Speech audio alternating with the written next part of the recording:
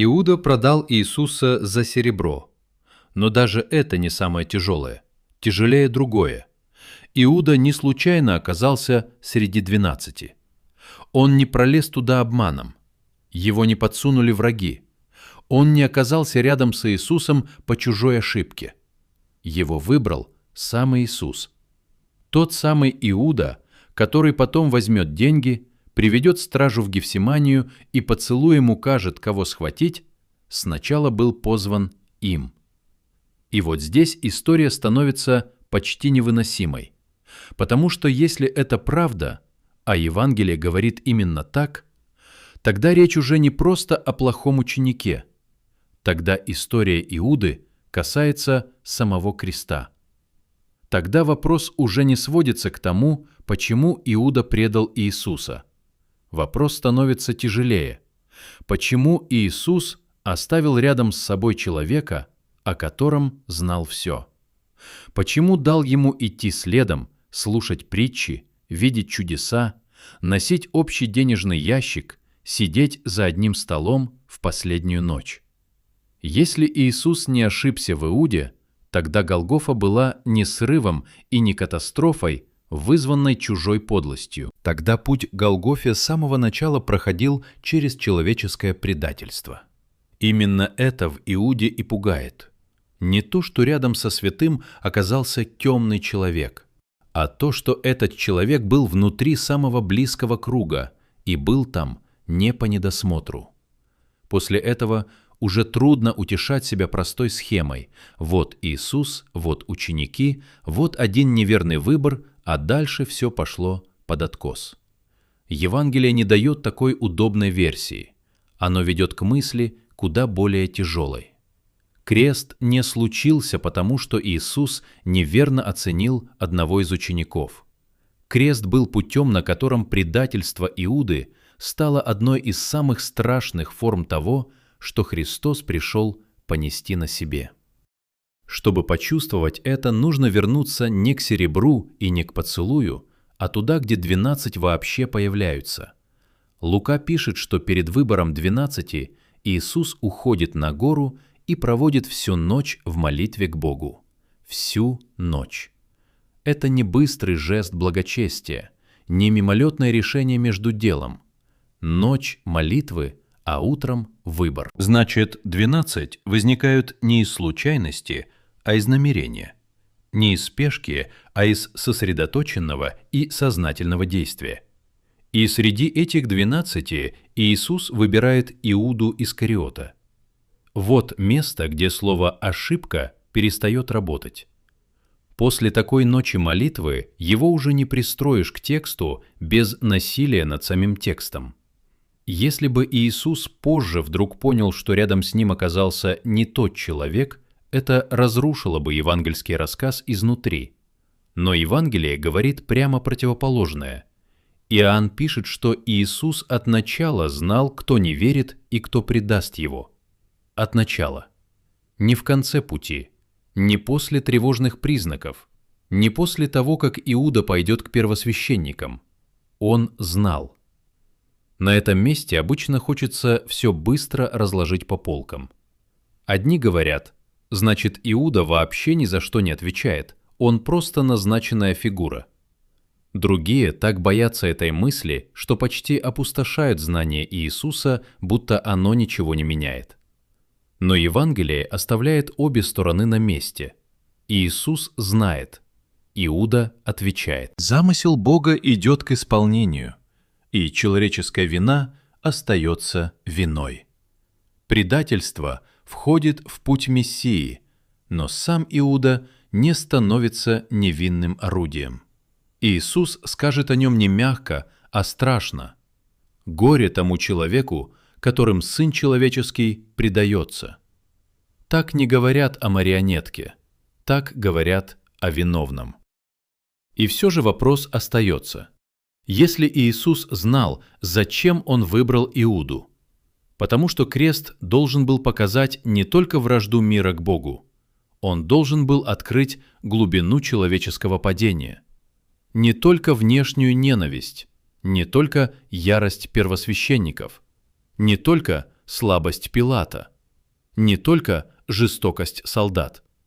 Крест должен был открыть и то, что зло может сидеть за одним столом с истиной, что предательство может родиться не на расстоянии, а внутри близости, что человек может быть рядом со Христом, видеть Его, слышать Его, есть с Ним хлеб и все равно выбрать тьму.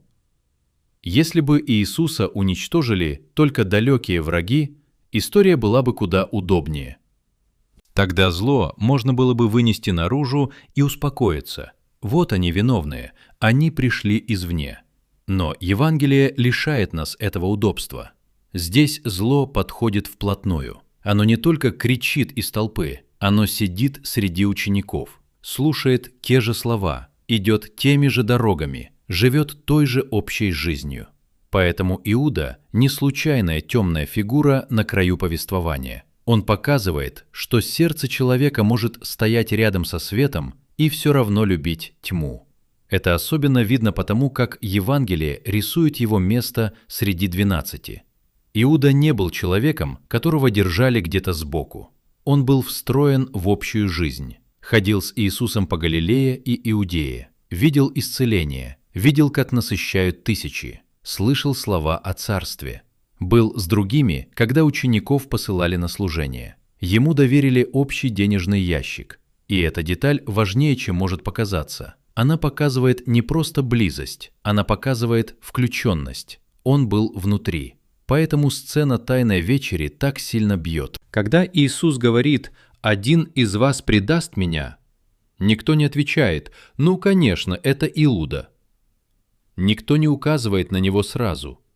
Никто не говорит «мы давно все поняли». Наоборот, каждый спрашивает о себе «не я ли?».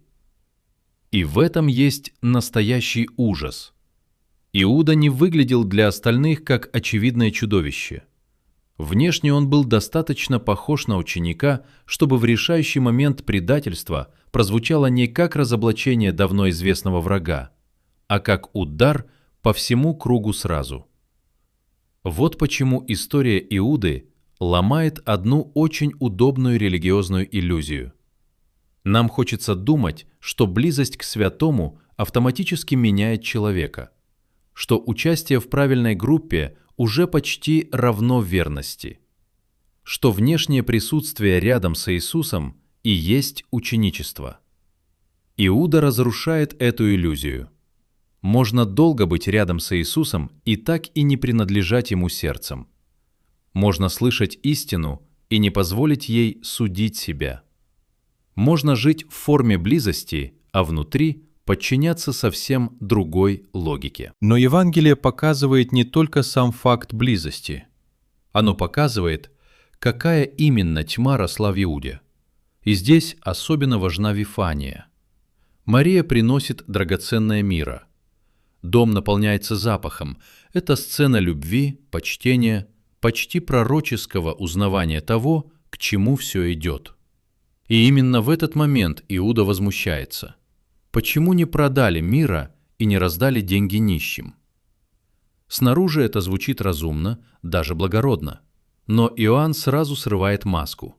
Иуда сказал это не потому, что заботился о нищих, а потому, что был вор и крал из ящика. Эта деталь страшна своей обычностью. Иуда умеет говорить правильные слова, умеет звучать убедительно, умеет прикрыть корысть почти благочестивой фразой. И становится ясно, его беда не сводится к одному будущему поступку. Предательство еще впереди, но внутренний распад уже идет. Снаружи он остается учеником. Внутри он давно стал человеком, который меряет происходящее выгодой. И чем ближе Иисус подходит к кресту, тем опаснее становится этот разлом. Но было бы слишком просто объяснить все только деньгами. Да, серебро важно. Да, Иуда возьмет плату. Да, Евангелие нарочно подчеркивает его отношение к кошельку. Но если остановиться на морали о жадности, мы сделаем эту историю слишком плоской. Деньги здесь признак, но не вся причина. Похоже, беда Иуды глубже. он так и не принял Иисуса таким, каким Иисус пришел. Не как учителя силы, не как мессию чудес, рядом с которым можно оказаться в центре великого движения, а как того, кто идет путем унижения, жертвы и смерти. Это чувствуется по всему движению Евангелия к Иерусалиму. Иисус все яснее говорит о страданиях, все меньше похож на вождя народных ожиданий и все отчетливее открывает путь Агнца. И здесь возникает тяжелый вопрос. Что, если Иуда был готов идти рядом с Иисусом силы, но не с Иисусом креста? Что, если он хотел мессию победы, а не мессию, который добровольно идет на смерть?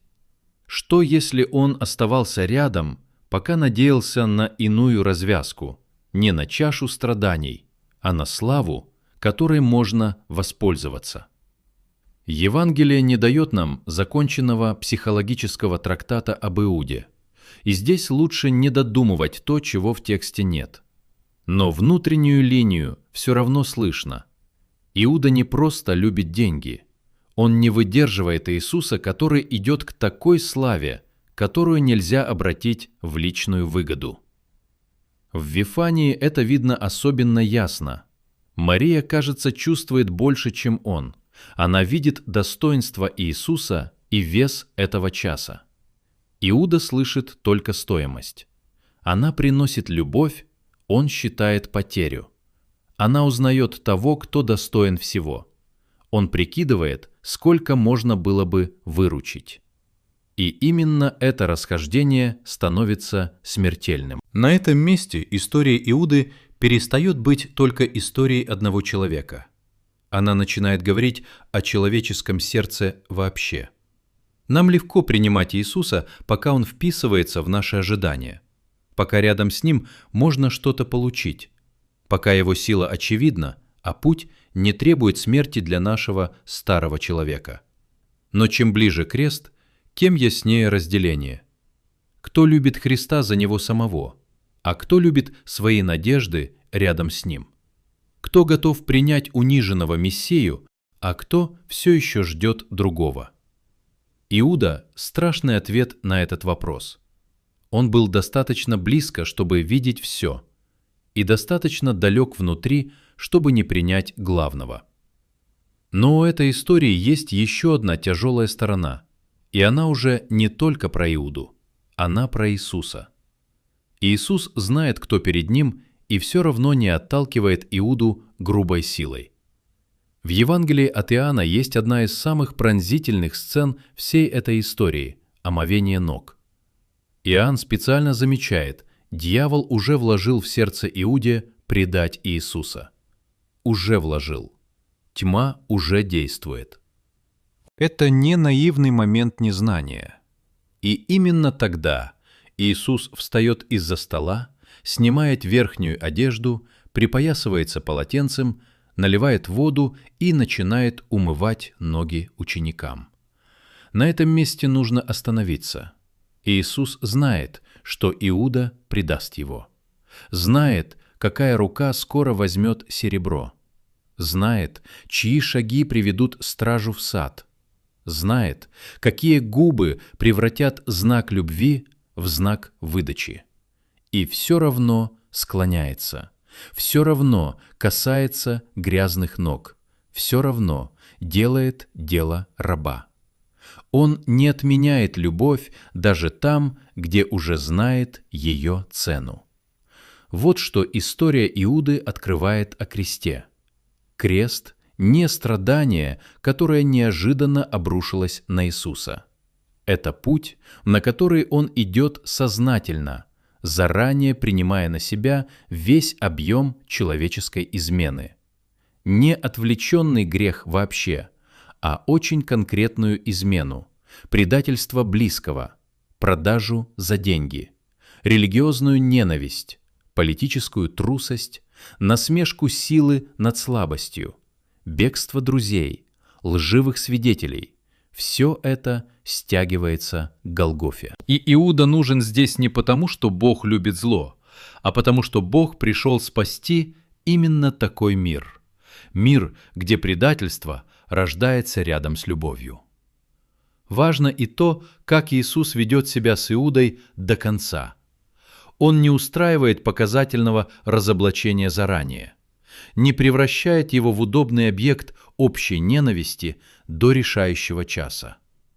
Он говорит так, что Иуда слышит, предупреждает так, что еще можно содрогнуться, дает место за столом, подает хлеб, позволяет ему дойти до той границы, за которой скрытая тьма становится делом. Это не слабость и не слепота. Это страшное долготерпение. Иуда погибает не потому, что ему не дали услышать правду, а потому что он слышал ее рядом и все равно выбрал ночь. Здесь открывается еще один слой.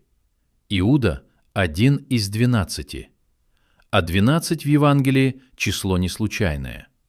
Оно отсылает к 12 коленам Израиля. Иисус собирает вокруг себя обновленный народ Божий. И если предательство возникает именно внутри 12, Это значит, что разлом проходит не только через внешних врагов. Он проходит и через саму заветную историю.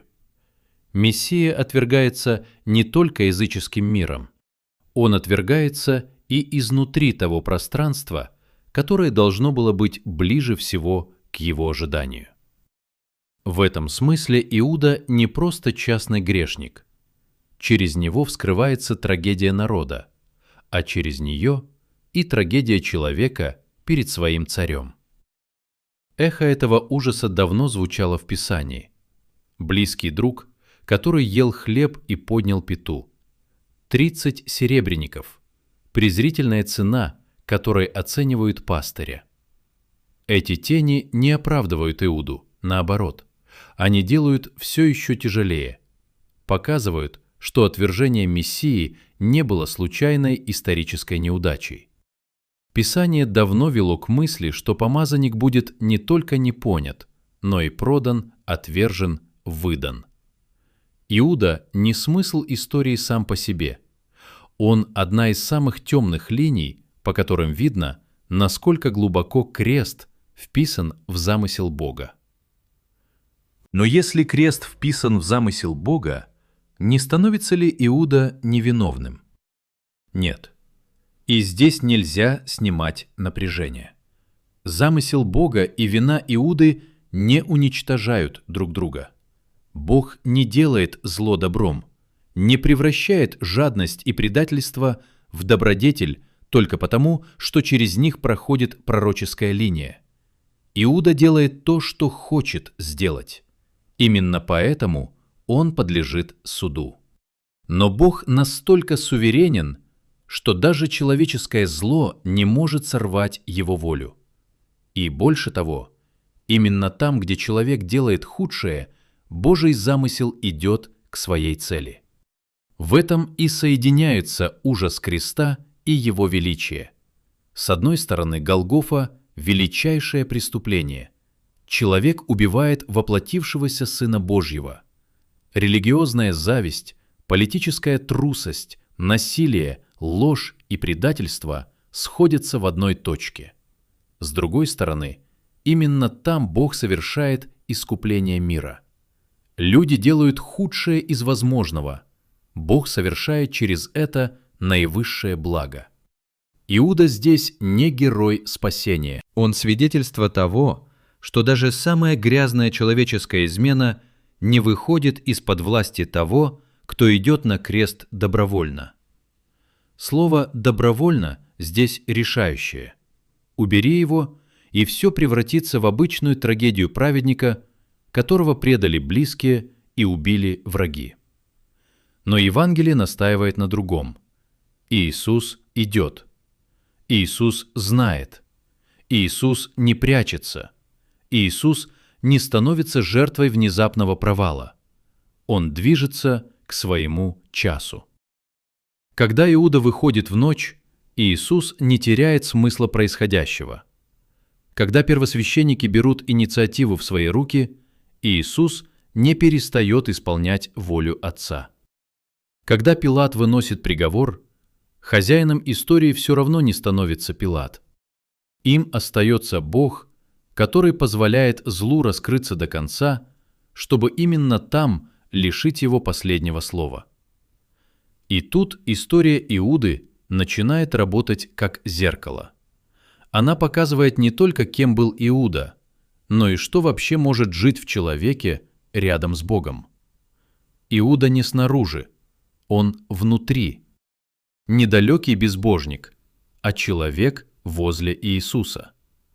Он слышал истину, видел чудеса, был там, где другие мечтали бы оказаться хотя бы на день, и все же идет во тьму. А значит, знание о Боге не спасает само по себе. Внешняя религиозная близость не спасает сама по себе. Само участие не спасает.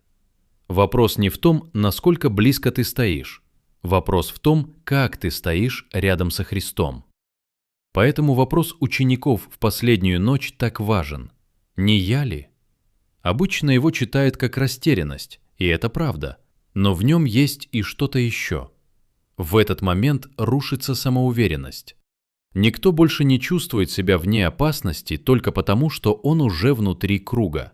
Никто не говорит «со мной такого не может быть». И это правильная реакция перед такой историей.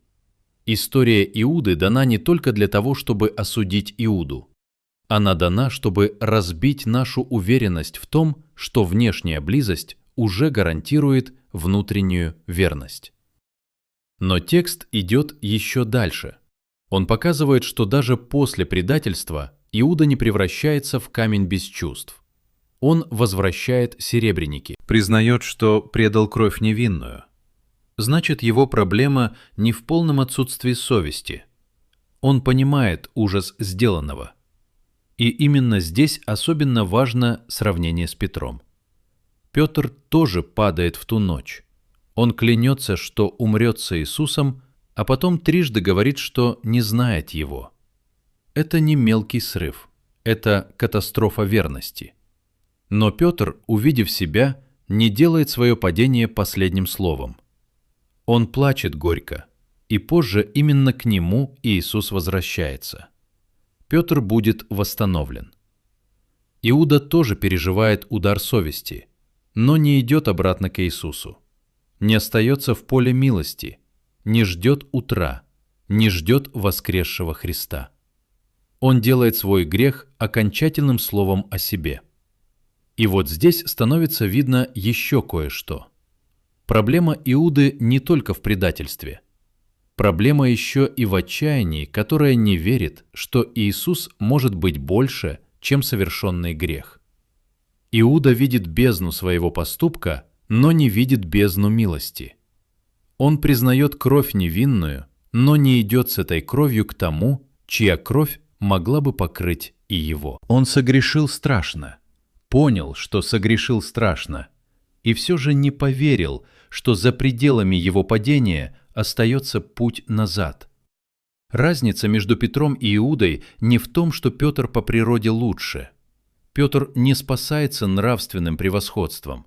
Он спасается тем, что его последней точкой становится не он сам, а Христос. Иуда же даже в ужасе остается заперт в себе. Поэтому история Иуды открывает о кресте еще одну вещь. Крест нужен не только виновным, но и отчаявшимся. Но отчаяние, которое не идет ко Христу, становится победой тьмы над человеком. Иуда трагичен не только потому, что предал Иисуса. Он трагичен еще и потому, что, увидев весь ужас, не дождался рассвета. И ночь в этой истории не просто время суток. Иоанн пишет с ледяной точностью. Иуда, приняв кусок, тотчас вышел, а была ночь. Это не бытовая деталь, это почти приговор. Ночь становится образом того, куда он идет всем своим существом. Свет еще рядом, хлеб еще перед ним, слова Иисуса еще звучат, но Иуда выходит в ночь. Внешняя тьма и внутренняя тьма совпадают. Потом будет Гефсимания.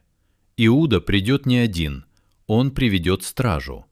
И знак, который он выберет, станет одним из самых страшных во всем Евангелии – поцелуй. Он не просто укажет, кого схватить, он возьмет жест любви и превратит его в пароль для насилия. Возьмет язык близости и сделает его орудием выдачи. Вот почему слова Иисуса в саду звучат так остро.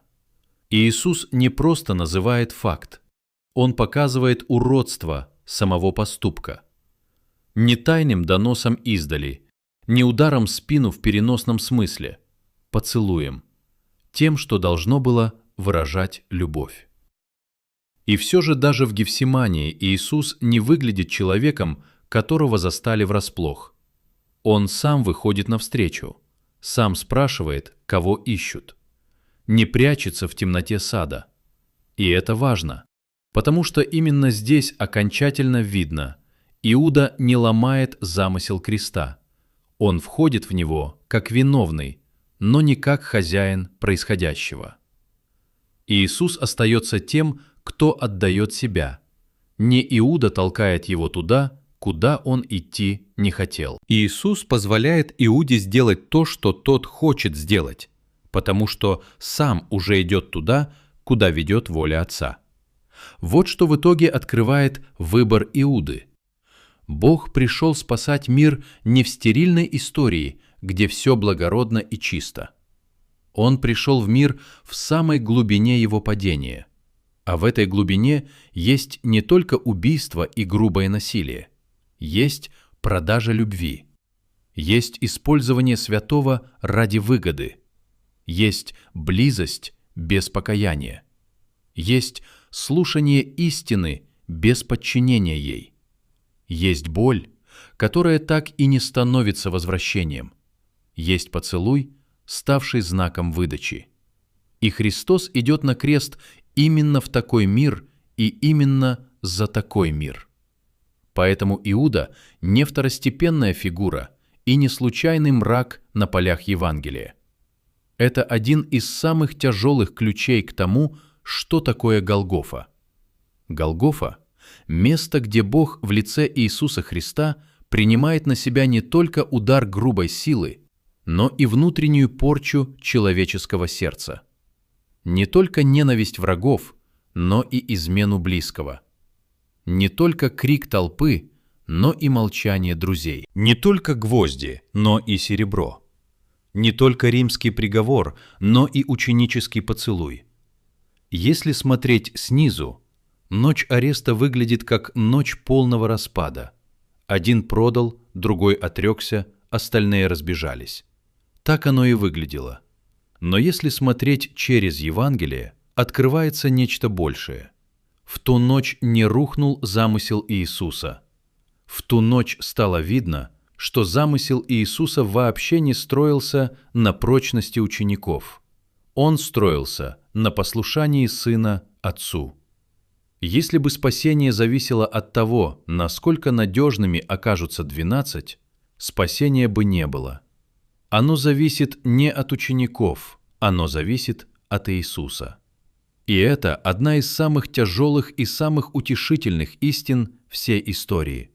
Крест совершается не потому, что люди оказались верными, а потому, что Иисус остается верным среди их неверности.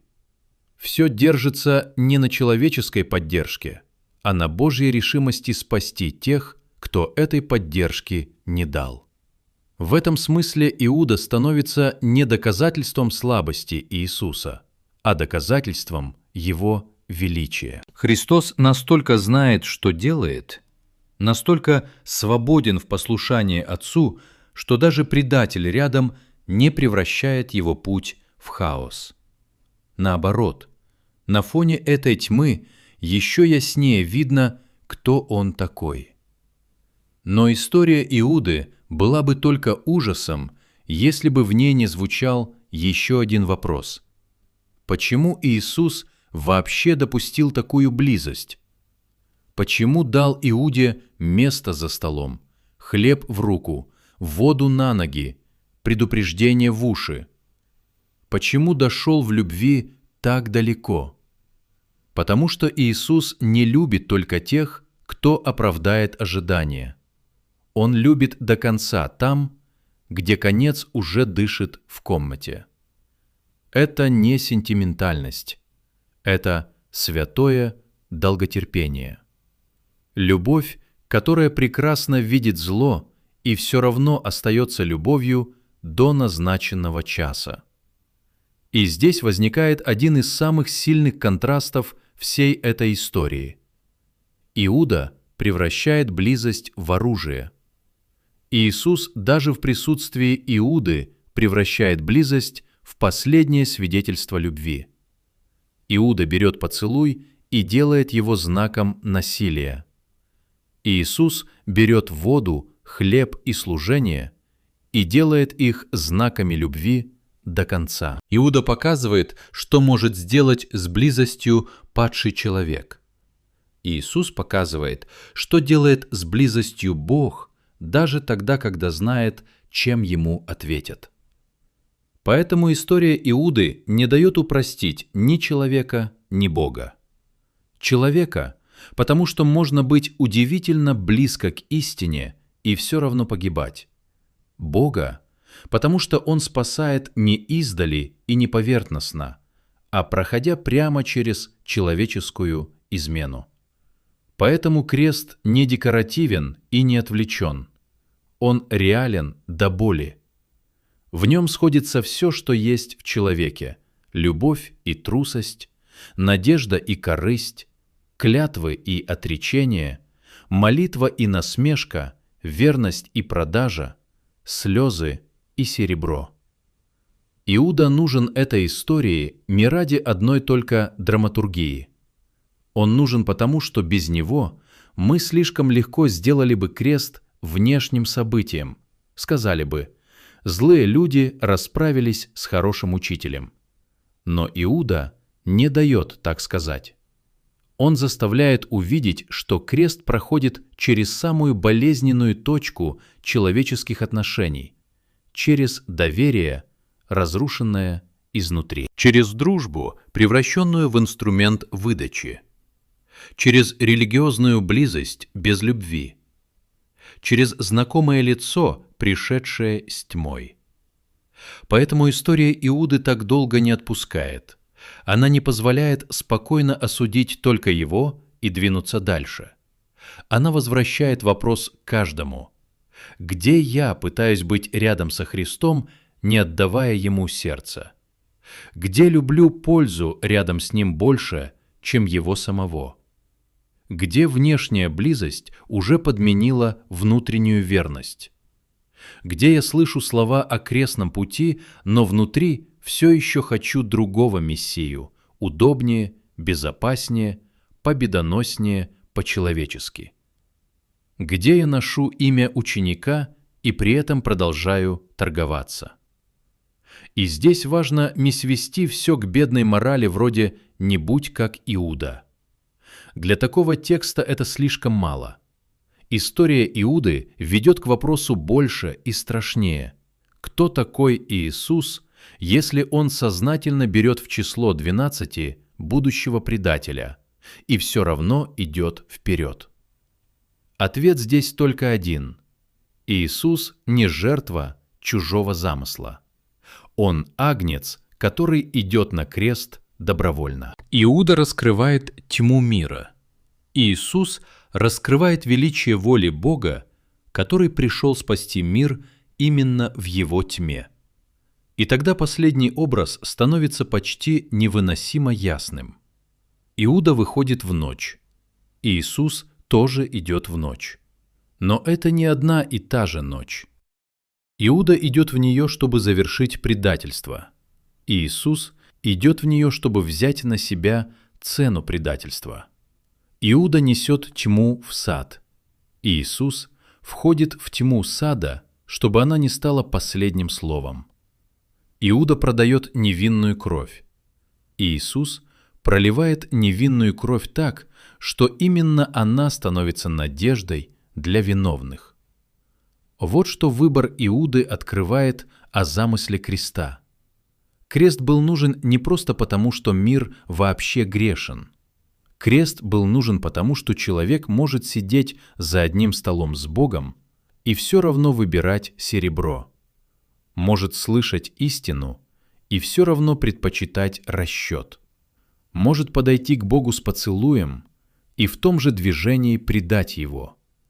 И Бог пришел именно за таким человеком, не для того, чтобы назвать тьму светом, не для того, чтобы снять вину с предателя, а для того, чтобы в мире предателей, беглецов, трусов и лжецов открыть путь спасения, который держится не на нашей надежности, а на Его верности. Поэтому Иуда так страшен, и поэтому Иисус так велик. Иуда показывает, до чего может дойти человек, даже оставаясь рядом с Иисусом. Иисус показывает, до чего готов дойти Бог, чтобы спасти человека, который способен уйти так далеко во тьму. И если держать вместе эти две линии, история перестает быть просто рассказом о прошлом. Она становится одной из самых жестких форм Евангелия. Некрасивой, неудобной, небезопасной, настоящей. Здесь предательство не случайность. Здесь крест не авария. Здесь любовь идет до конца, заранее зная цену. Здесь Иуда уходит в ночь с серебром. Здесь Иисус идет на Голгофу с чашей. И в этом страшном движении открывается правда, от которой уже не отвернуться. Человек может продать Бога, но Бог все равно приходит спасать человека.